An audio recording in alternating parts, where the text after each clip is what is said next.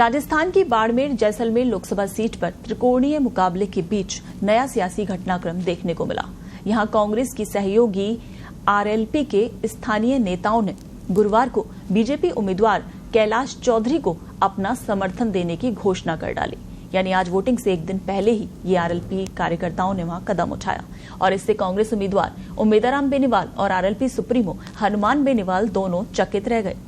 RLP के बाड़मेर नेता गजेंद्र चौधरी ने शुक्रवार को यानी आज जो वोटिंग चल रही है उसके लिए कैलाश चौधरी का समर्थन करने की कल ही घोषणा कर दी। मीडिया को संबोधित करते हुए गजेंद्र चौधरी ने कहा कि आरएलपी ने शुरुआत में राजस्थान में इंडिया अलायंस के साथ गठबंधन किया था।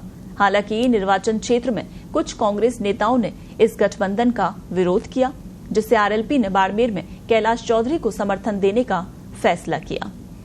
गजेंद्र चौधरी ने 2019 की घटना पर प्रकाश डाला, जहां आरएलपी नेता हनुमान बेनीवाल पर बाड़मेर के बायतू इलाके में कांग्रेस से जुड़े कुछ लोगों द्वारा कथित तौर पर हमला किया गया था। उन्होंने कहा कि इससे उन पर गहरा प्रभाव पड़ा और कांग्रेस के प्रति नाराजगी और अविश्वास बढ़ गया। इधर कांग्रेस ने इसके पीछे बीजेपी की साजिश होने का शक भी जताया। सूत्रों का यह कहना है कि आरएलपी के स्थानीय नेताओं की नाराजगी के पीछे एक कारण कांग्रेस द्वारा उम्मेदाराम बेनीवाल का चयन है, जो कि पहले आरएलपी से जुड़े थे और नामांकन से कुछ दिन पहले ही वो कांग्रेस में शामिल हो गए। चौधरी ने कहा कि कांग्रेस नेताओं ने हमारी पार्टी को तोड़ने का काम किया है और वहां हमारे कार्यकर्ताओं का कोई मान सम्मान भी नहीं। ऐसे में हमने बाड़मेर में स्वविवेक से बीजेपी प्रत्याशी कैलाश चौधरी को समर्थन दिया है। 4 साल पहले 2019 में हमारे सुप्रीमो यानी हनुमान बेनीवाल और केंद्रीय कृषि राज्य मंत्री कैलाश चौधरी पर कांग्रेस के लोगों ने बायतू में जानलेवा हमला किया था। ऐसे में हमारे कार्यकर्ताओं में आक्रोश है और कांग्रेस के नेता अब भी इस गठबंधन को एक्सेप्ट नहीं कर पा रहे हैं और उनकी नीयत में खोट है।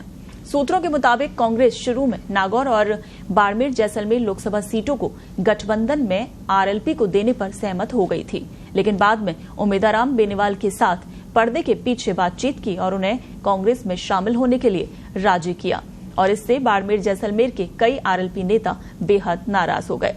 बाड़मेर जैसलमेर में आरएलपी को जाट समुदाय का खासा समर्थन मिलता रहा है। जाट वोट इस सीट पर अच्छा प्रभाव रखते हैं। कैलाश चौधरी, उम्मेदाराम बेनीवाल और निर्दलीय उम्मीदवार रविंद्र सिंह भाटी के बीच त्रिकोणीय मुकाबले में ये संभावना है कि जाट वोटों में विभाजन से निर्दलीय उम्मीदवार रविंद्र भाटी को इससे फायदा हो सकता है। हालांकि इसके अतिरिक्त अगर भाटी बीजेपी के मूल ओबीसी वोट बैंक में सेंध लगाने में सफल हो जाते हैं और साथ ही कांग्रेस के मुस्लिम मतदाताओं के एक बड़े हिस्से को भी अपनी ओर खींचने में सफल हो जाते हैं, तो उनके लिए जीत का रास्ता आसान हो सकता है। वहीं चर्चा ये भी है कि किसी भी कीमत पर जाट वोटों के विभाजन को रोकने की कोशिश में जुटी बीजेपी एक बार फिर आरएलपी को अपने साथ लाने के लिए एक नई रणनीति तैयार कर सकती है। हालांकि ऐसी भी अटकलें हैं कि आरएलपी नेताओं ने इस फैसले के बारे में अपने प्रमुख हनुमान बेनीवाल से सलाह नहीं की, क्योंकि बेनीवाल इस चुनाव में खुद कांग्रेस उम्मीदवारों के लिए प्रचार कर रहे हैं।